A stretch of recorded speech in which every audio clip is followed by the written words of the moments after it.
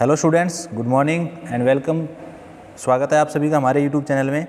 आज अपने पढ़ने वाले हैं एक बहुत ही इंटरेस्टिंग टॉपिक, जो कि है, वैसे तो टॉपिक नहीं है, ये एक एक्सपेरिमेंट है जो कि बहुत ज़्यादा आईटीआई के अंदर पूछा जाता है। और आईटीआई के जो होने वाले प्रैक्टिकल हैं, अभी 1 तारीख को जो प्रैक्टिकल होने वाले हैं, उनमें भी संभावित है ये आने की पूरे चांसेस है इस एक्सपेरिमेंट के।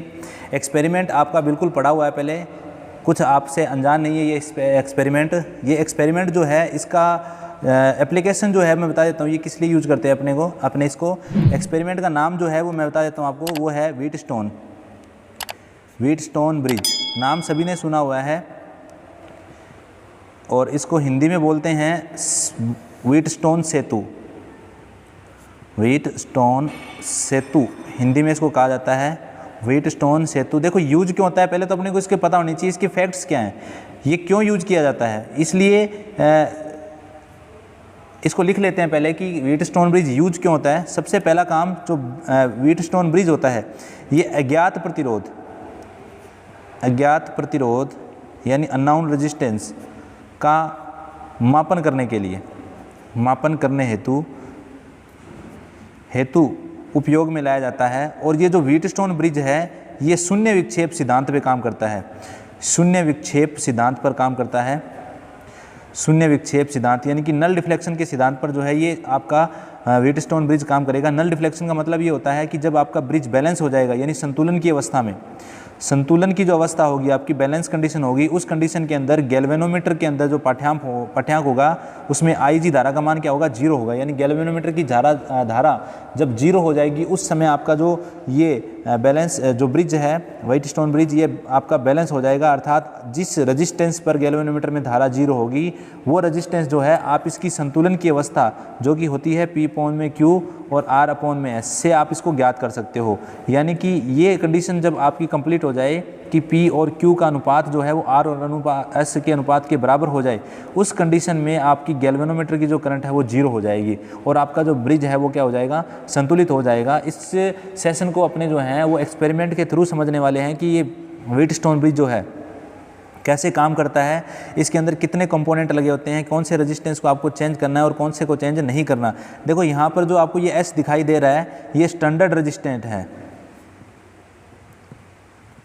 स्टैंडर्ड को बोलते हैं हिंदी में मानक, यानी कि ये मानक प्रतिरोध है। और R जो है, ये आपका अज्ञात प्रतिरोध है, जिसका मान आपको ज्ञात करना है। अज्ञात प्रतिरोध यानी कि अननोन रेजिस्टेंस है, जिसकी वैल्यू आपको ज्ञात करनी है। व्हीटस्टोन ब्रिज जो होता है, इसका सर्किट मैं थोड़ा ड्रॉ कर देता हूँ कि किस तरीके से इसका सर्किट होता है, फिर अपने जो है इसको एक्सपेरिमेंट के थ्रू समझेंगे।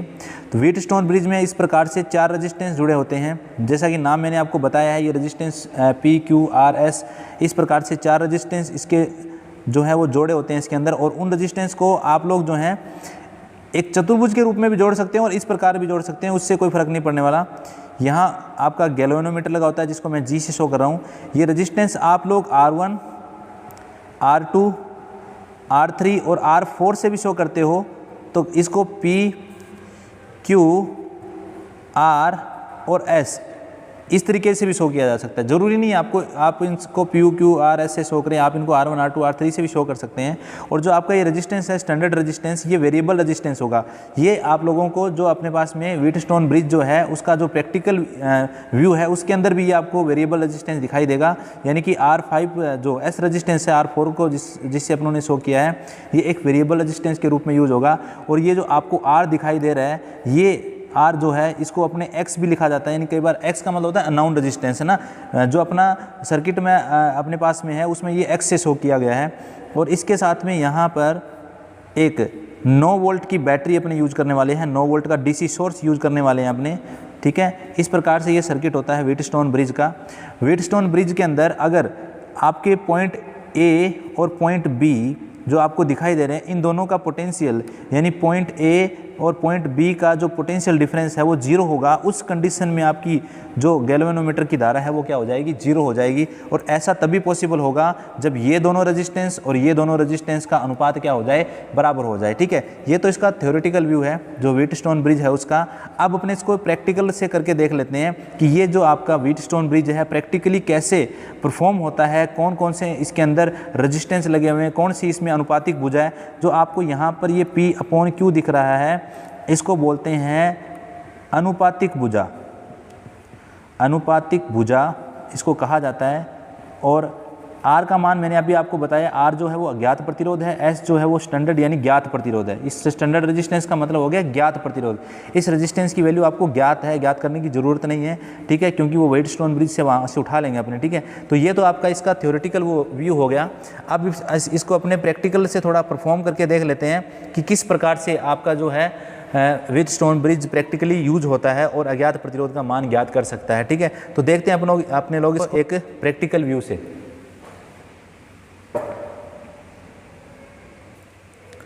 तो स्टूडेंट आपके सामने व्हीटस्टोन ब्रिज जो है उसका प्रैक्टिकल एक मॉडल रखा हुआ है। उस मॉडल के अंदर आपको व्हीटस्टोन ब्रिज दिख रहा है, ऊपर लिखा भी हुआ है व्हीटस्टोन ब्रिज है ये, यानी कि पोर्टेबल व्हीटस्टोन ब्रिज अपने यूज़ कर रहे हैं। मैंने वर्किंग टेबल पे कोई अलग से नहीं बनाया है, ये बनाया हुआ एक व्हीटस्टोन ब्रिज है। इसको आप कहीं पे भी यूज़ कर सकते हैं, पोर्टेबल है। देखो पहले मैं आपको बता देता हूँ इसके अंदर कौन कौन से इंस्ट्रूमेंट लगे हुए हैं और क्या क्या उनका काम है। सबसे पहले आपको इस साइड में जो 2 टर्मिनल दिखाई दे रहे हैं उस पर मैंने एक 9 वोल्ट की बैटरी लगाई है। ये 9 वोल्ट की बैटरी आपको दिखाई दे रही है, मैंने लगा दी है यहाँ पर। देखो बैटरी आप लोगों को 2 तरीके से यूज़ करनी है यहाँ पर। ये जो आपको टॉगल स्विच दिखाई दे रहा है ये एक तरफ इंटरनल और एक तरफ एक्सटर्नल दिखा रहा है।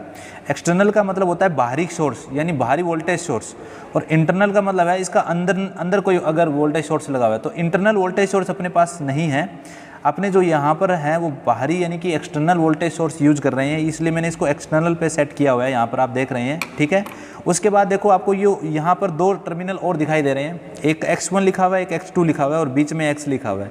ये X1 और X2 जो टर्मिनल होते हैं इनके बीच में आपको जो अननाउन रेजिस्टेंस है यानी जिसकी वैल्यू आपको ज्ञात करनी है उस रेजिस्टेंस को आपको यहाँ पर कनेक्ट करना है जिसका मान आपको ज्ञात करना है, ठीक है। अपने करके देखेंगे इसको कैसे ये काम करता है। फिर आपके पास ये पुश ऑन की है, ये पुश ऑन की जो है ये गैल्वेनोमीटर के साथ सीरीज़ में कनेक्टेड है। अगर अपने इसको ऑन करेंगे और गैल्वेनोमीटर में करंट होगी तो ये ऑन करते गैल्वेनोमीटर रीडिंग दिखाएगा, अगर करंट उस ब्रांच में नहीं होगी तो गैल्वेनोमीटर रीडिंग नहीं दिखाएगा अपने को। तो ये अपने पास में जो है ये पुश ऑन की है जो कि ऑन ऑफ करने का काम करती है, गैल्वेनोमीटर को करंट जाने का या रोकने का काम करती है। फिर ये एक आपके पास इधर आपको की दिखाई दे रहा है, इस पर लिखा भी हुआ नीचे गैल्वेनो या गैल्वेनोमीटर का सेंसिटिविटी, ठीक है। सेंसिटिविटी जो है आप गैल्वेनोमीटर की वो मैक्सिमम पे भी रख सकते हो और मिनिमम पर भी रख सकते हो। सेंसिटिविटी अगर आप मैक्सिमम पे रखोगे तो ज़्यादा से ज़्यादा आपको वैल्यू सही पर देगा, मिनिमम पे रखोगे तो वैल्यू तो सही आएगी लेकिन थोड़ा बहुत उसमें कुछ फ़र्क आ सकता है। फिर आपको यहाँ पर एक दिख रहा है गैल्वेनोमीटर इंटरनल और एक्सटर्नल। अभी जो आपके पास गैल्वेनोमीटर लगा हुआ है वो आपका इंटरनल गैल्वेनोमीटर है, यानी बाहर अगर आप लगाओगे तो यहाँ एक अदर गैल्वेनोमीटर लगा सकते हो जब ये ख़राब हो जाए आपका। तो अभी अपने जो यूज़ कर रहे हैं वो इंटरनल खुद का इसका गैल्वेनोमीटर है, एक्सटर्नल कोई नहीं यूज़ कर लिया, इसलिए मैंने इस डोंगल की को इंटरनल गैल्वेनोमीटर पर सेट किया हुआ है। फिर आपको दिखाई दे रहा है ये फर्स्ट की, ऊपर लिखा भी हुआ है रेशियो अनुपातिक।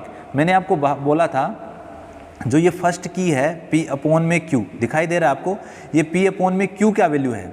अगर आप 0.01 देखेंगे, 0.01 अगर आप देखते हैं तो 0.01 के अंदर का मतलब होता है कि 1/1000, 1/1000 आप इसको देख सकते हैं कि 0.01 पॉइंट हटेगा तो बटे में 1000 लग जाएगा। तो ये P/Q का मान है। ये एक यहाँ पर 0.01 है, यहाँ 0.1 है, यानी यहाँ पर 0.1 है, फिर 1, फिर 100, फिर 1000, मतलब ये पॉइंट आपकी जो वैल्यू है ये सिंगल वैल्यू नहीं है, ये P/Q की वैल्यू है आपको जो दिखाई दे रही है। और ये पूरी जो भुजा है ये अनुपातिक भुजा है अपने पास में, ठीक है। और ये 4 जो आपको रोटरी स्विच दिखाई दे रहे हैं 1, 2, 3, 4, ये चारों मिलकर स्टैंडर्ड रेजिस्टेंस यानी S का मान आपको बताएंगे कि इतना वैल्यू अगर आप काउंट करते हो तो S की वैल्यू आपको फाइंड आउट हो जाएगी, ठीक है। ये जो आपको फर्स्ट की दिखाई दे रही है ये इसमें रेजिस्टेंस 1 से 10 ओम तक है। ये जो आपको वैल्यू दिखाई दे रही है इसमें 1 से 100 ओम तक है, ठीक है। उसके बाद ये जो आपको दिखाई दे रहा है इसमें 1 से लेकर 1000 ओम तक है। ये देखो मल्टीप्लाई बाय 100 मल्टीप्लाई बाय 100 है, मतलब इसकी जो भी वैल्यू आएगी उसको मल्टीप्लाई करना है आपको 100 से, इसकी जो भी वैल्यू आएगी उसकी आपको मल्टीप्लाई करना है 10 से, और इसकी जो भी वैल्यू आएगी आपको उसको मल्टीप्लाई करना है 1 से। यानी अगर आप मैक्सिमम वैल्यू 10 देखेंगे तो यहाँ 10 तक है, यहाँ देखेंगे तो 10 × 10 यानी 100, और यहाँ देखेंगे तो आप लोग जो है 10 × 100 यानी कि 1000, और यहाँ अगर आप देखेंगे तो मैक्सिमम वैल्यू जो है आपकी आएगी उसको आप मल्टीप्लाई बाय करेंगे 1000 से, ठीक है। तो आपकी मैक्सिमम वैल्यू जो आ जाएगी वो 10000 यहाँ पर आ सकती है। ये 4 की है, ठीक है। जब आप इन सभी को सेट करेंगे तो इन्हीं की वैल्यू आपको एक साथ जोड़ के रखनी है।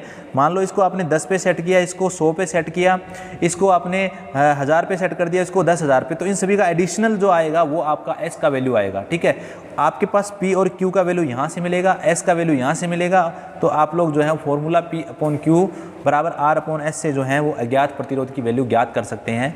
पहले जो है अपने क्या कर लेते हैं, यहाँ से इस व्हीटस्टोन ब्रिज से एक रेजिस्टेंस है मेरे सामने, उस रेजिस्टेंस, ये रेजिस्टेंस आपको दिखाई दे रहा है, कार्बन रेजिस्टेंस है, ये कार्बन कंपोजिशन टाइप रेजिस्टेंस है। इसकी वैल्यू अपने को ज्ञात करनी है, मुझे पता नहीं है इसकी वैल्यू क्या है। ठीक है, पहले मैं इसकी वैल्यू ज्ञात कर लेता हूँ। वैल्यू ज्ञात करने के लिए मैं इसको इस भुजा के साथ कनेक्ट कर देता हूँ, यानी कि जो आपकी भुजा है x1 x2 उसके साथ मैं इसको कनेक्ट करता हूँ और फिर अपने क्या करते हैं, इसकी रेजिस्टेंस की वैल्यू ज्ञात करते हैं व्हीटस्टोन ब्रिज की सहायता से। सबसे पहले आपको देखना है, ये वैल्यू कनेक्ट करने से पहले आप लोग देखेंगे कि गैल्वेनोमीटर की जो सुई है वो 0 पर है या नहीं है। आप देख पा रहे हैं मैं दोनों की को पुश कर रहा हूँ, गैल्वेनोमीटर का पाठ्यांक आपको 0 दिखाई दे रहा है। यही देखना है आपको, रेजिस्टेंस 0 दिखाना है आपको, यानी आपके गैल्वेनोमीटर में पाठ्यांक नहीं होना चाहिए जब आप इसको यूज करेंगे। पहले आप इस भुजा को सेट करेंगे, इस भुजा को मैंने सेट कर लिया है, तो आपका पाठ्यांक देखो, आप इसको कम करोगे तो आपका गैल्वेनोमीटर रीडिंग दिखाने लग जाएगा। इस भुजा को आपको 0 पे सेट करना है जब आपकी रेशियो भुजा यानी कि अनुपातिक भुजा 0 पर सेट होगी, तभी आप अपना रेजिस्टेंस यहाँ कनेक्ट करेंगे। तो इसको सेट करने के लिए मैंने यहाँ लगा के 100 पे इसको सेट किया, तो आपका पाठ्यांक जो है वो गैल्वेनोमीटर कितना दिखा रहा है, 0 दिखा रहा है। ठीक है, तो अब अपने इस पर यहाँ रेजिस्टेंस कनेक्ट कर सकते हैं। अब मैं ये जो रेजिस्टेंस की वैल्यू ज्ञात करनी है उसको यहाँ कनेक्ट कर देता हूँ और फिर अपने इसकी वैल्यू ज्ञात कर लेते हैं। ये रेजिस्टेंस जो है अज्ञात प्रतिरोध है जिसका मान अपने को ज्ञात करना है, और इसको मैं x1 और x2 जो पॉइंट है उसके बीच में कनेक्ट कर देता हूँ।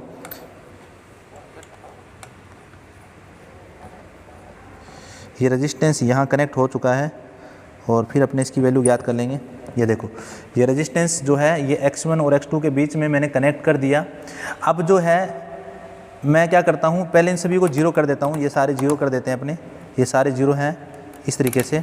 ये देखो, सारी जो आपकी रोटरी की हैं यानी कि मल्टीप्लाई बाई 1 वाली, 10 वाली, 100 वाली और 1000 वाली सभी को 0 किया अपनों ने। अब अपने 0 करने के बाद में जो है क्या करेंगे, इन पुश की सहायता से अपने चेक करेंगे कि रेजिस्टेंस की वैल्यू क्या है। देखो, सबसे पहले मैं यहाँ से, आपका रेजिस्टेंट कनेक्टेड है, सोर्स कनेक्टेड है, आपने यहाँ एक्सटर्नल, मतलब कंप्लीट सर्किट आपका अब ऑन है। जैसे ही पुश करेंगे अपने, तो आपको पहले रीडिंग देखनी है।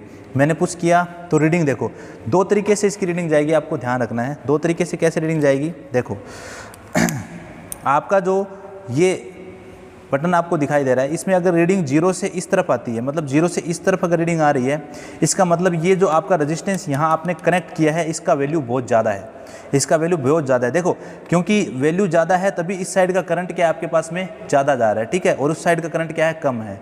तो एक बार के लिए मैं क्या करता हूँ कि इस की को बढ़ाना शुरू करता हूँ और इसकी वैल्यू चेक करता हूँ। अभी भी मैं इसको घुमाते हुए 2 3 4 5 6 7 8 9 10 मल्टीप्लाई बाय 10 से मैंने इसको 10 पे 1 मल्टीप्लाई बाय 10 पे मैंने इसको क्या कर दिया, सेट कर दिया।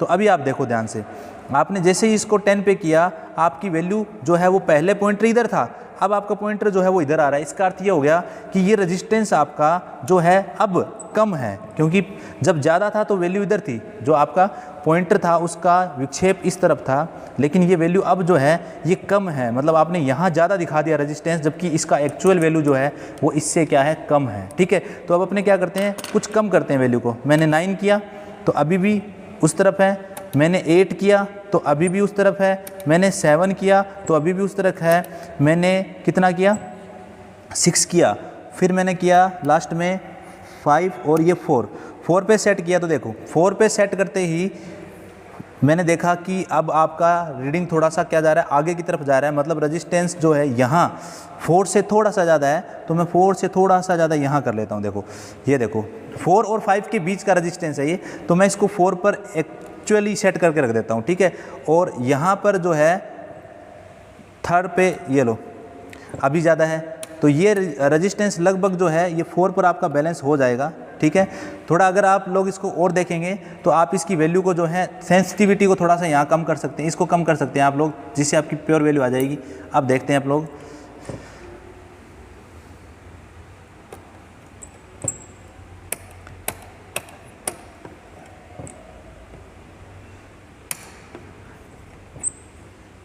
उसी तरीके से आगे चल रहा हूँ मैं, 20, 30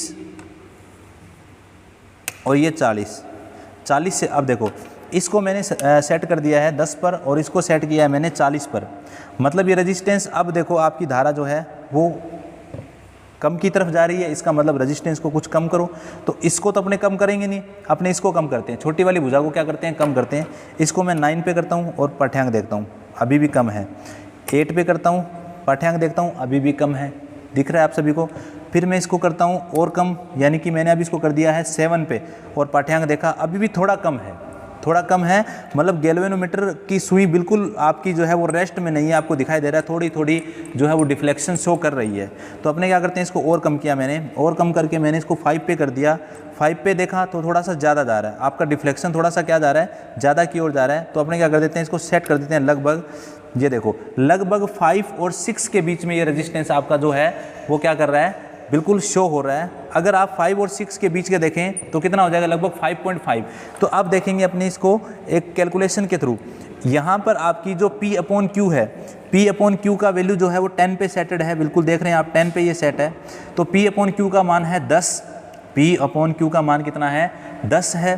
और S का मान देखो कितना है, S का मान अगर अपने देखेंगे तो यहाँ पर आपको दिखाई दे रहा है ये की जो है, ये देखो ये आपकी की जो है ये 7 पर कनेक्टेड है और 7 पे कनेक्टेड है थोड़ा सा। उसके बाद में आप देखो यहाँ पर कितने पे कनेक्टेड है, यहाँ पर 4 पर कनेक्टेड है, यहाँ 7 पर कनेक्टेड है और यहाँ 4 पर कनेक्टेड है। 4 × 10 ये कितना हो जाएगा, 4 × 10। इसका आप लोग कैसे निकालेंगे, इसका आप लोग निकालेंगे ऐसे, मैं आपको बता देता हूँ थोड़ा सा, ये कैलकुलेशन करके यहाँ दिखा देता हूँ। देखो ऐसे थोड़ी जगह नहीं है तो मैं आपको बता देता हूँ। देखो पहले आप लोग यहाँ नोट कर लेंगे, थोड़ा सा मैं आपको दिखा देता हूँ कैसे ये क्लियर होगा आपका। यहाँ नोट कर देता हूँ देखो मैं, ठीक है आपको, ताकि ये क्लियर हो जाए। तो देखेंगे आप लोग यहाँ पर इसकी वैल्यू आपने 7 पे कनेक्टेड की है, तो मैं बोल देता हूँ कि फर्स्ट की जो है वो आपने 7 पे कनेक्टेड है।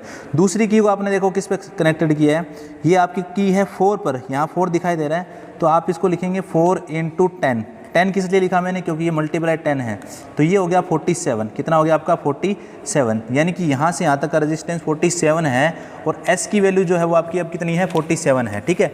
यानी यहाँ देखो आपको दिखाई दे रहा है 7 पे है, ये मल्टीप्लाई बाय 1 7, और यहाँ आप देखेंगे तो आपका 4 मल्टीप्लाई बाय 10, यानी कि ये 40 पर सेट है और ये 7 पर सेट है, तो 47 आपका रेजिस्टेंस। अब ये S का मान 47 आ रहा है, S का मान 47 है, P और Q का मान यानी P/Q का मान जो है वो 10 है। 47 आपका ये वैल्यू है, 10 ये वैल्यू है, तो अब आपके पास P/Q का मान भी है और S का मान भी है, तो R का मान आपको ज्ञात हो जाएगा। तो अपने कर लेते हैं ज्ञात इसको थोड़ा सा एक कैलकुलेशन के थ्रू करेंगे। अपने इसको कैलकुलेशन देख लेते हैं इसकी कैसे होगी। तो कैलकुलेशन जो है उसको अपने पेज पर देखते हैं।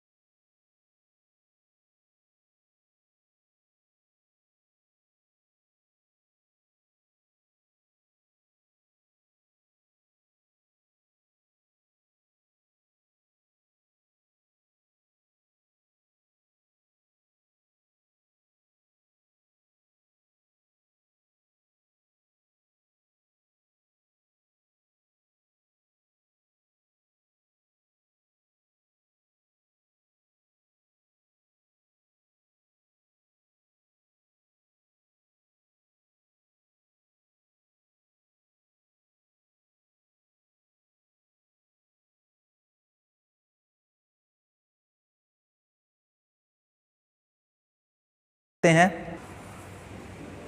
तो अब अपन ने देखा था कि आप लोगों की जो P/Q यानी P और Q भुजा का जो वैल्यू आया था वो 10 आया था और आपकी S का जो वैल्यू था वो 7 + 40 था। ये 7 + 40 कैसे था, देखो 7 × 1 = 7 था और 4 × 10 यानी मल्टीप्लाई बाय 10 वाली की पर 4 आया था अपना, तो ये 40 हो गया, तो ये 47 रेजिस्टेंस आया था।